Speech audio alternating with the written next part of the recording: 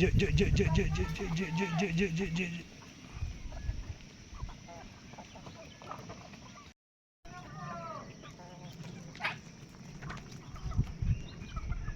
पालनासोबत थोडीशी शेती करायला लागलो आहे. म्हणजे अजून काही येत नाही किंवा मी कुठला रॉयल शेतकरी नाही किंवा मी कुठला ह्यातला म्हणजे ह्यातलं मला काही कळत नाही, पण थोडी शेती करायला सुरुवात केली आत्ता. कारण आपल्याला मेंढ्यांना तर चारा होऊच लागला. त्या चाऱ्याचं काय तुम्ही म्हणजे मेंढरांचा काय विषय सोडून दिला आहे आपण आता. पण आता जी शेती आहे म्हणजे मला खूप लोक म्हणतात की अशी शेती होती का. आता तुम्हाला खरी गोष्ट सांगायची म्हणलं तर पहिल्यांदा जेव्हा मी व्हिडिओ वगैरे करायचो, असं मी ओपनच शेतामध्ये वगैरे व्हिडिओ करायचो. लोक म्हणायचे तर असं चित्र काढून काय गिळायला मिळत नसतं. गिळायला पाहिजे असेल तर काम करायला लागत असतं. तर तुम्ही म्हणाल गिळायला म्हणजे खायला, म्हणजे नुसतं फोटो किंवा व्हिडिओ काढून खायला मिळत नसतं, तर त्याच्यासाठी काम करायला लागतं असं लोक मला सांगायचे. तर मला पण तेव्हा मी पण हो म्हणायचो, कारण मला माहिती होतं मी नक्की काय करतो. तसं तुमचं पण तुम्हाला भरवसा पाहिजे की तुम्ही नक्की काय करताय. तर इकडे पाहू शकताय की जे लोक पावडर पाहतात म्हणजे लेंडी पावडर बघू शकताय. भात पेरलेला आहे आता मी, आणि त्या भाताच्या वावरामध्ये अशा प्रकारची पावडर टाकलेली आहे. आणि ह्याचा रिझल्ट म्हणाल तर रिझल्ट काही विचारूच नका, कारण रिझल्टचा काही विषयच येत नसतो.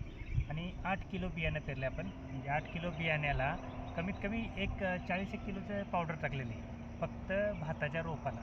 आणि हे जर पाट पाण्याबरोबर दिलं, आता काय फॉगर चालूच केलं आहे मी. फॉगरचा काही विषयच नाही आमच्याकडे. आता कंटिन्यू 4 महिन्याचं फॉगरच असणार आहे. थोडा कमी जास्त आहे पण आहे फॉगर, काय विषय नाही.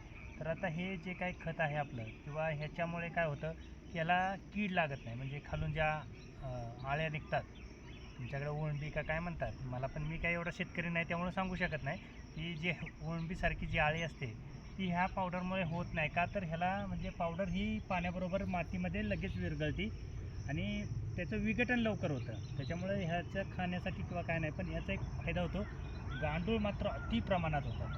म्हणजे गांडळांची संख्या एवढी बघाल तर तुम्ही काही विचारूच शकत नाही. आणि अशा पद्धतीनं हे फक्त 8 किलो पेरलेलं आहे मी आत्ता. आणि म्हणजे आपण थोडं शिकत आहे. आता मी नवीन असल्यामुळं काय आहे, शिकणं तर यूट्यूबवर शिकणं आहे, पर्याय नाही. कारण काय आहे, माझं काय चुकलं की कमेंट करून सांगणारी लोक असतात की तुमचं असं चुकतं आहे, मग तसं करावं लागेल. कारण ती शेतकरी आहेत, मी थोडी ना शेतकरी आहे. मी फक्त लोकांनी हिणवलं म्हणून ह्या क्षेत्रात आलेलो माणूस आहे. नाही तर आपला पेशा वगैरे काय नाही, तसं काय नसतं. फक्त काय आहे की जिथं तुम्हाला कोण कमी समजेल ना तेच कधी पण करायचं, एकदम टॉपमध्ये नाव राहतं. तर अशा पद्धतीचं आता हे केलेलं आहे. आता हे उगवल्यानंतर मी तुम्हाला दाखवतो कशा पद्धतीनं उगवतं. कारण ह्याची उगवण क्षमता एवढी चांगली मस्त होती की म्हणजे अति प्रमाणात चांगली होती. आणि आता आम्ही काय म्हणजे बासमती इंद्रायणी वगैरे तसलं काही पेरत नाही, कारण आमच्याकडे त्या धुक्यामुळे येतच नसतं.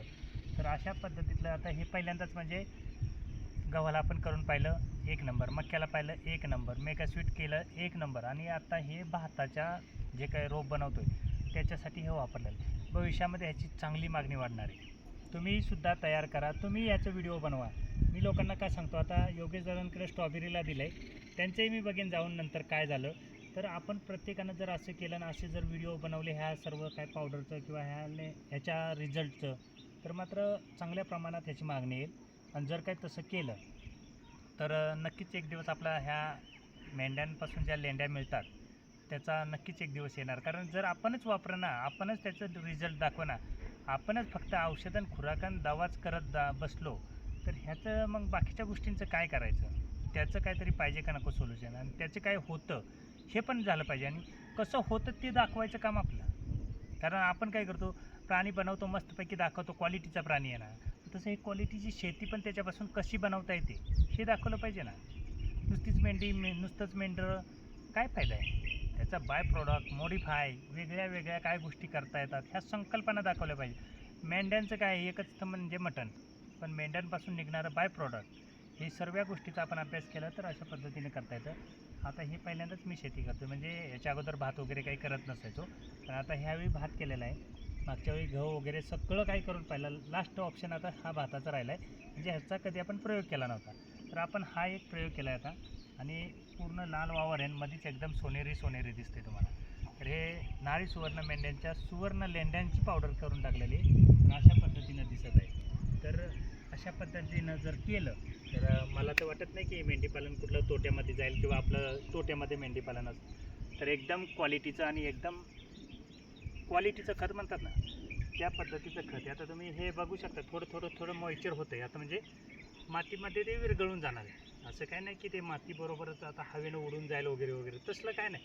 कारण हे आता माती ओलसर आहे आणि हे थोडं पडल्यामुळं मातीनं तिला ॲक्च्युली कॅप्चर केलेलं आहे. उद्या सकाळी जर पाहिलं तर हे तुम्हाला दिसणारच नाही. अशा पद्धतीनं हे म्हणजे लेंड्यांची पावडर असते.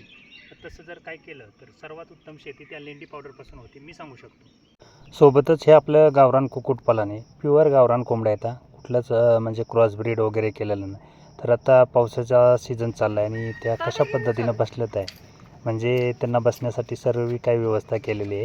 तर अशा पद्धतीचं हे कुक्कुटपालन आहे. हे पाहू शकता, असं त्यांना वरती बसण्यासाठी खूप मजा येते आणि अशा पद्धतीनं जर केलं तर खूप फायदा होतो. आणि आता आम्ही हे सर्व शॉक मशीनचं सर्व काही जी यंत्रणा होती ती पाऊस लागल्यामुळं सर्व गोळा करायचं चाललं आहे.